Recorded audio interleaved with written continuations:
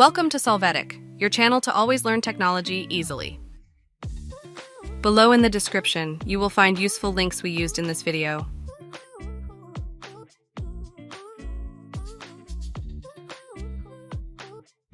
Today in Solvetic, we will see how to copy an Instagram post link. To do this, we will go to the publication and click on the share icon.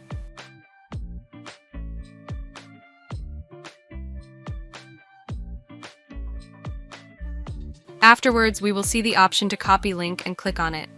We would already have the URL copied and we could paste it wherever we want. Hey, remember to subscribe Solvetic channel.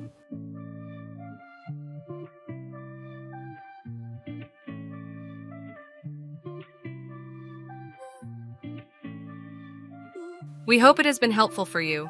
Here are links to watch more videos of your interest and subscribe to the Solvetic channel. Thank you.